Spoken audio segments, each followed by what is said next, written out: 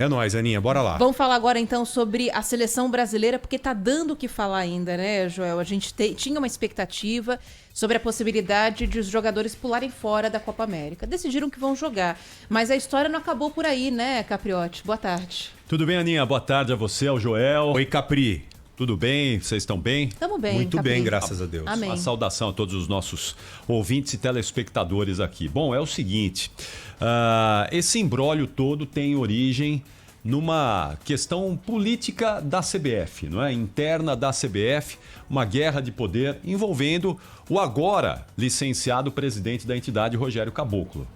O Rogério Caboclo entrou numa questão aí pessoal que se misturou com a profissional. Ele está sendo acusado de um assédio sexual e moral. Uma funcionária da entidade o está acusando. E ontem ele acabou sendo afastado pelo Comitê de Ética da entidade por 30 dias para poder se defender. O Rogério Caboclo dificilmente vai voltar à presidência da CBF. Não há clima para isso, não é? Ele está sendo acusado, vai ter que se defender disso. As provas a gente tem visto e ouvido, elas aparentemente parecem ser robustas, não é? O dirigente não nega ter participado daquele diálogo que foi divulgado, mas isso é numa outra conotação, mas enfim, isso ele vai ter que resolver, vai ter que se defender dessa maneira. Mas essa guerra Capri, política... ainda focando nisso, eu ouvi dizer que alguém tentou costurar um acordo de 12 milhões de reais. Essa informação.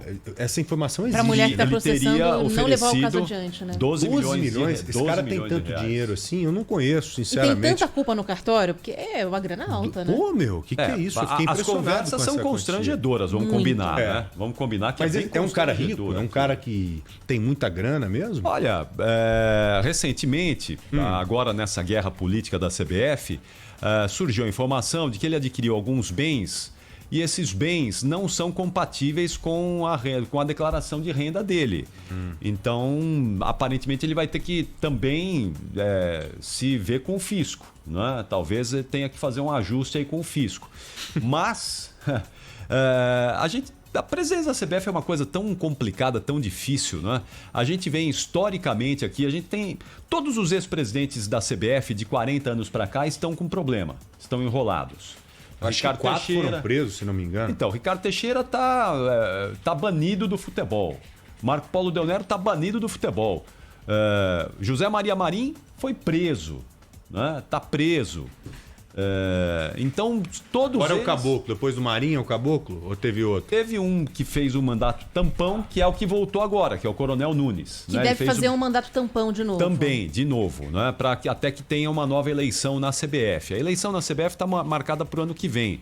Mas agora, dependendo do desenrolar dessa situação aí, ela pode ser antecipada também. Então a gente vai ter que aguardar, porque agora vai haver uma enorme costura política por parte de todo mundo na CBF. Sei. Tem gente já de olho no cargo, né? Já tem muito presidente de federação aí de olho nesse cargo, que é um cargo muito importante, que dá status, dá problema, mas aparentemente também rende muitos dividendos para quem senta naquela cadeira, Não é? né? Então tem Pelo muito... histórico, né? Dividendos. Tem muita gente... grana mesmo, né, Capri? Não sei, alguma coisa deve render, porque ninguém quer largar o osso, né?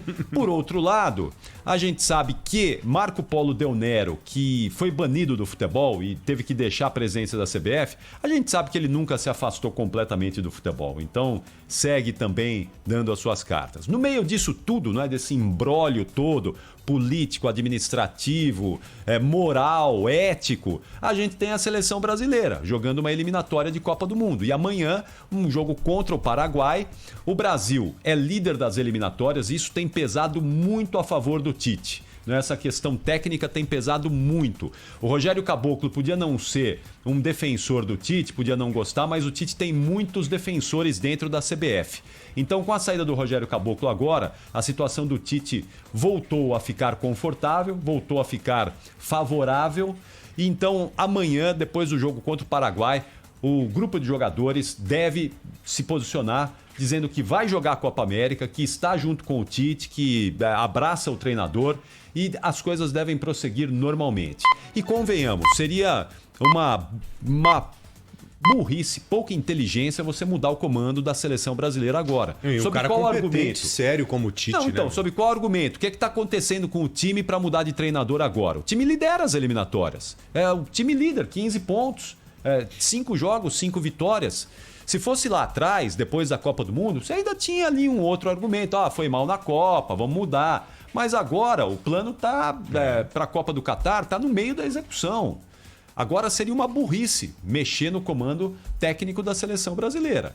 Então o Tite se fortalece com isso, com a saída do Rogério Caboclo. Os jogadores vão abraçar o treinador, eles se dão bem, ninguém ali tem Essa ameaça de demissão veio da própria CBF? Então, essa ameaça de demissão não se confirmou, mas nesse tabuleiro aí de xadrez dessas mudanças políticas, para o Rogério Caboclo, talvez se ele entregasse a cabeça do Tite, poderia... O Rogério Caboclo, politicamente, ele estava enfraquecido no comando da CBF. Ele precisava arrumar um trunfo ali para tentar voltar a se fortalecer. Entregar a cabeça do treinador para uma parte da população que pede isso, e uma parte aparentemente política de Brasília que ficou incomodada em ver o Tite ao lado dos jogadores não querendo jogar a Copa América aqui ou se posicionando contra a Copa América no Brasil, talvez fosse um trunfo, uma última salvação para o Rogério Caboclo, que estava enfraquecido politicamente, mas não deu tempo de fazer isso. Tanto que né? já tinha até um nome aí pra isso, né? Que é o Gaúcho. O Renato Gaúcho, que aparentemente seria o nome que o Rogério Caboclo entregaria para satisfazer a parte política desse imbróglio todo. Mas não deu tempo, não é? Não deu tempo. O Rogério Caboclo foi retirado antes do poder e retirado com correção. Não dava para ele permanecer mais tempo com todas as acusações que estavam pesando contra ele. É verdade. Era muito pesado. Então, o que deve acontecer agora? O Brasil joga amanhã contra o Paraguai. Depois do jogo, os atletas devem se posicionar que vão jogar a Copa América, vão disputar a Copa América. O Brasil joga a Copa América por aqui e vida que segue. Depois voltam as eliminatórias da Copa do Mundo. Enquanto isso, a CBF vai tentar resolver esse imbróglio político com o Coronel Nunes, que é um sujeito apaziguador, não é um cara que vai fazer ali esse meio de campo. Ele é um sujeito até folclórico. Vocês vão se lembrar que durante a Copa do Mundo da Rússia, nós tivemos a votação para a escolha da sede da Copa de 2026. E a Conmebol, que reúne as federações dos países da América do Sul, a Conmebol fechou um acordo para que todos os países, os 10 países que formam a Conmebol, votassem na candidatura do México, Estados Unidos e Canadá, uma candidatura conjunta, não é? E o que fez o então presidente da CBF, Coronel Nunes? Ele não quis nem saber, ele votou em outro, né? Votou em outra candidatura. Isso causou um enorme constrangimento e um enorme problema para todo mundo, não é? Porque 9 federações votaram a favor dessa candidatura conjunta que acabou vencendo, e só o Brasil ficou de fora, só o Brasil votou contra, né? Aí fala, não, mas aqui porque eu votei porque os Estados Unidos já fizeram Copa, tem que dar chance para quem nunca fez uma Copa do Mundo. Então ele causou um enorme constrangimento, foi motivo de chacota na época, não é? Foi motivo de chacota para os pares. E claro, não é? Principalmente aqui para a gente, que tem um sujeito que fechou um acordo e deu para trás na hora H, não é? Com certeza, Capri. Vamos continuar acompanhando. Pois não, Ana? Só ia perguntar se você já tem alguma ideia, Capri, qual deve ser o teor desse manifesto que deve sair amanhã depois do jogo? Eles devem, antes dessa saída do Rogério Caboclo, havia a possibilidade dos jogadores afirmarem categoricamente que não iriam disputar a Copa América. Havia essa possibilidade do Tite, inclusive, pedir demissão, né? Sair junto com os jogadores e ir embora. Com a saída do Caboclo agora, a tendência de que eles lancem um manifesto dizendo que gostariam de ter sido consultados para a disputa da Copa América aqui no Brasil, que acharam que houve um certo desrespeito ali em mudar a sede sem eles serem consultados, as questões sanitárias, de onde vão jogar, em que condições vão jogar. Mas o que muda com a saída do Caboclo? Muda que agora... Do posicionamento dos jogadores. O Caboclo não gostava do Tite, né? O Caboclo era a troca de comando. Não suportava o Tite. Era a história né? de dar a cabeça do Tite colocar pra segurar a posição Gaúcho, dele. outro cara lá. Isso, exato. O Rogério Caboclo, politicamente, ele estava isolado na CBF. Tinha problemas. Essas denúncias contra o Rogério Caboclo, elas surgiram já há coisa de 2 meses. E as coisas vêm se arrastando. Ele chegou a pedir a ajuda do Ricardo Teixeira. o Rogério Caboclo. Ele chegou a consultar o Ricardo Teixeira, que hoje não tem mais nenhuma força política no futebol brasileiro. Ele está completamente afastado, alijado, né, do futebol. E o Ricardo Teixeira aparentemente não conseguiu ajudá-lo de maneira nenhuma. Então ele sai agora, entra o Coronel Nunes, que foi o cara que renovou o contrato do Tite logo depois da Copa da Rússia. Então eles se dão bem. O Coronel Nunes tem uma ligação com o Marco Polo Del Nero. Então, aparentemente as coisas agora voltam a ficar tranquilas, não é, para o Tite e, consequentemente, para os jogadores também. E a vida que segue para a seleção brasileira nas eliminatórias e agora na Copa América aqui. Mas isso tudo tem um fundo político, não é? Isso tudo tem uma briga por poder, briga de bastidores da Confederação Brasileira de Futebol, que acabou respingando no time, que acabou respingando dentro de campo e que agora aparentemente deve voltar a uma condição normal. Que coisa, Vamos hein? ver. Que análise importante essa que você fez, essa colocação que você fez aqui pra gente, porque às vezes a gente fica só ouvindo isso, vai ter Copa América, não vai, o técnico quer, não quer, os jogadores não querem. Mas há muito mais coisa por trás dessas movimentações todas. Claro, né? claro. A gente viu no fim de semana. É um jogo político mesmo, um jogo Sim. político interessantíssimo de você entender, principalmente quando você tenta buscar os objetivos dessas peças todas que ocupam esses cargos. Claro, Claro, quem ocupa uma posição como essa quer poder. É. Talvez outras coisas, né? Exatamente. No fim de semana a gente viu aí, e acho até de uma maneira injusta, o Tite tem vários defeitos, tem muitos problemas, mas o Tite foi acusado de ser lulista, de ser comunista no fim de semana nas redes sociais. Né? Ou é um né? lado ou é um outro. Exato, e virou uma coisa tão maluca isso, Haja né? paciência. Que isso acabou mudando de patamar a coisa, virou uma guerra política, não é? Meu Deus. Brasília atacando o Tite, os filhos do presidente Jair Bolsonaro dizendo que o Tite gosta do Lula, enfim, olha, o Tite tem muitos defeitos, mas ele não embarcaria nessa. Eu conheço um pouquinho do Tite, tenho certeza que ele não embarcaria nisso por uma questão política. Um discurso político, você Exato, disse. vou fazer isso aqui para atacar fulano ou para defender cicrano. Ele não faria isso.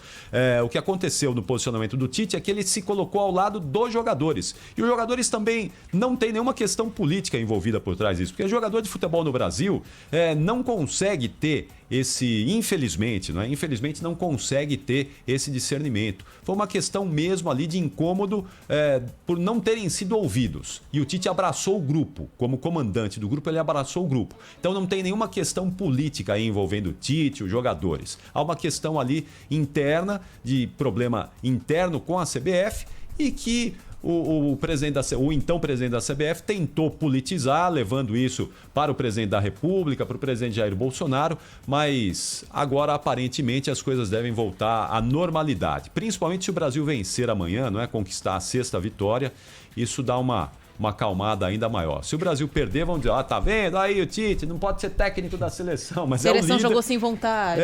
Mas é o líder das eliminatórias. Mesmo que perca, o Brasil vai continuar liderando as eliminatórias. Falando em bola, vocês viram que o meu dragãozinho... Sabe quem é o dragãozinho? O Atlético Goianiense. Exatamente. Bateu o Corinthians depois do São Paulo, meu irmão. Grande campanha do Atlético e vai... Dragãozinho da Campininha. Respeita, hein? Respeita a gente, ô Capri. Provavelmente vai eliminar o Corinthians da Copa do Brasil nessa quarta-feira. Venceu o primeiro jogo por 2-0, né? Acho difícil que o Corinthians consiga fazer 3 gols e devolver. Até porque o Atlético Goianiense tem mostrado muita qualidade. Tá bem. Tá bem, tem mostrado futebol de qualidade. Jogou bem as 2 partidas contra o Corinthians, jogou bem contra o São Paulo. Então, em tese, tem essa vantagem, é favorito para avançar às oitavas Como de final dizia da Copa Luciano do do Vale, bem. Lembra dessa ou não? Sim. Grande Luciano. Bem. Grande Luciano. Valeu, Capri. Um abraço pra você, meu irmão. Valeu. É isso, gente. Espero ter explicado um pouquinho aqui, ter feito uma com que aula os nossos ouvintes CBFística. tenham compreendido o que está acontecendo nesse momento do futebol brasileiro, tá bom? isso aí. Valeu, Capri. Muito obrigado. Uma Valeu, boa semana Capri. pra Bom você. programa tá para bom? você, gente. Valeu.